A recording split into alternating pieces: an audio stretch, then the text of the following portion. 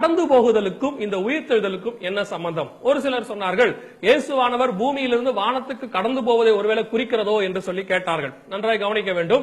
இயேசுவானவர் 40வது நாளில் தான் பூமியை விட்டு வானத்துக்கு அவர் கடந்து போனாரே ஒழிய அந்த 40 நாட்களும் இங்கே இருந்தார் என்று சொல்லப்பட்டிருக்கிறது. அப்படி என்று சொன்னால் இயேசுவானவர் செய்த இந்த காரியங்களை குறித்து முழுவதுமாக நாம் கவனிக்கும் பொழுது ஈஸ்டருக்கும் இயேசு கிறிஸ்துவின் உயிர்த்தெழுதலுக்கும் எந்த விதமான சம்பந்தமும் இல்லை. மூன்றாவது பார்க்கும் பொழுது ஈஸ்டர் எக்ஸ் என்று சொல்லுகிறோம். இந்த ஈஸ்டர் எக்ஸுக்கும் நம்முடைய உயிர்த்தெழுதல் இயேசு கிறிஸ்துவின் உயிர்த்தெழுதலுக்கும் எந்த விதமான சம்பந்தமும் இல்லை. தம்மூஸ் முட்டையை ஒடித்துக் கொண்டு வெளியே வருவான் என்கிறதானதுதான் இப்பொழுது ஈஸ்டர் எக்ஸ் கொண்டாடப்படுகிறது. முற்று முடிய நீங்கள் பார்க்கும் பொழுது ஈஸ்டர் என்கிற வார்த்தையும் ஈஸ்டர் என்கிறதான இந்த பண்டிகையும் கிறிஸ்தவத்திற்கும் நமக்கும் எந்த விதத்திலும் சம்பந்தம் இல்லாததாக இருக்கிறது. இன்னும் சொல்ல போனால் ஒரு இடத்துல ஆண்டவர் எரேமியா புத்தகத்தில் சொல்லும் பொழுது என்னுடைய தேவாலயத்திலே அருவருப்புகளை பார்த்தாயா என்று சொல்லி ஆண்டவர் கேட்கிறார். இந்த கேள்வியை இப்பொழுது நாம் சொல்ல வேண்டும் என்று சொன்னால் ஒவ்வொரு கிறிஸ்தவ தேவாலயத்திலும் ஏப்ரல் மாதம் அன்று அருவருப்பான இந்த வார்த்தை உச்சரிக்கப்படுகிறது. ஹாப்பி ஈஸ்டர் என்கிறதான அருவருப்பான வார்த்தை. இது இஸ்தார் தேவதை என்று சொல்லக்கூடியதான எகிப்திய அசிரிய தேவனுடைய காதல் தேவதை பெயரை இயேசு கிறிஸ்துவின் நாமத்திலே இப்பொழுது நாம் நம்முடைய தேவாலயங்களிலே சந்தோஷமாக ஒழித்துக் கொண்டிருக்கிறோம். இன்னும் சொல்ல போனால் இதற்கு நாம் தனி ஆராதனை வைத்தே நடத்தி கொண்டிருக்கிறோம். அந்த தேவதைக்கு நம்முடைய தேவாலயத்திலே தனி ஆராதனை நடைபெற்றுக் கொண்டிருக்கிறது. இதுதான் தேவாலயத்திலே நாம் காணப்படுகிறதான அருவருப்புகள்.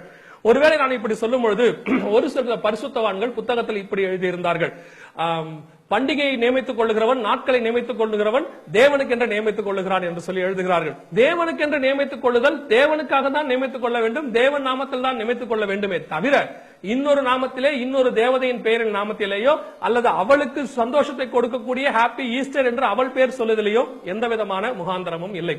முழுவதுமாக பார்க்கும் பொழுது நாம் கிறிஸ்தவர்கள் பயன்படுத்தக்கூடாத வார்த்தை இந்த ஈஸ்டர் பண்டிகை. நான் இப்படி சொன்னால் ஒரு சில போதகர்களுக்கு ஒரு சில ஊழியர்களுக்கு மிகவும் கோபம் வரும். இவர் என்ன இப்படி தப்பா உபதேசம் சொல்லுகிறார் என்று சொல்லுகிறார்கள். இது உபதேசம் அல்ல, இது நடைமுறை வாழ்க்கை. தேவாலயத்திலே கொண்டாடப்படக்கூடாததான வாழ்க்கை. தலைமுறையாய் தப்பு செய்து விட்டால் தப்பு எப்பொழுதும் சரி ஆகாது. அதை திருத்திக் கொள்வதுதான் சால சிறந்தது. இப்பொழுது நாம் திருத்திக் கொள்ள வேண்டிய காலகட்டத்துக்குள்ளே வந்துவிட்டோம். காரணம், சபை எடுத்துக் கொள்ளப்படுகிற காலகட்டத்துக்கு வந்துவிட்ட பிறகு இன்னும் திருத்துவதற்கு நமக்கு நேரம் இல்லை. அதனாலே இப்பொழுது நாம் திருத்திக் கொள்ள வேண்டிய நேரத்துக்குள்ளே வந்துவிட்டோம். இன்னொரு மிக முக்கியமான விஷயம், இந்த தேவதை என்பதை ரோமர்கள் கிரேக்கர்கள் மூலமாக ரோமர்கள் கொண்டாடி கொண்டிருந்தார்கள்.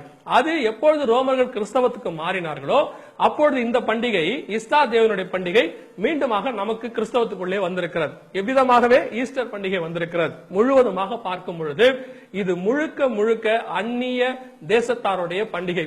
இப்பொழுது நீங்கள் ஈராக் பட்டணத்துக்கு போய் என்று சொன்னால் அந்த இடத்துல இஸ்தார் கேட் என்று சொல்லி ஒரு காரியம் இருக்கிறது. இஸ்தார் கேட்டுக்கு அந்த இடத்துல பார்த்தீர்கள் என்று சொன்னால் நரகத்தின் நுழைவாயில் என்று சொல்லி போட்டிருப்பார்கள், கேட் டு ஹெல் என்று சொல்லி போட்டிருப்பார்கள். முழுவதுமாக இப்பொழுதும் ஈராக்கிலே அந்த காரியங்கள் பின்பற்றப்பட்டு கொண்டே இருக்கிறது. அது ஒரு சுற்றுலா தலம், டூரிஸ்ட் பிளேஸ் ஆக அது இருக்கிறது. ஆதலால் நாம் தீர்மானம் எடுக்க வேண்டிய காலகட்டத்துக்குள்ளே நாம் வந்துவிட்டோம். சிந்தித்து பாருங்கள், செயல்படுங்கள். பரிசுத்தமான தேவனை ஆராதிக்கிற பரிசுத்த ஆலயத்திலே இப்படிப்பட்ட அசுத்த வார்த்தைகளை நாம் உபயோகிக்காதிருப்போமாக. அடுத்த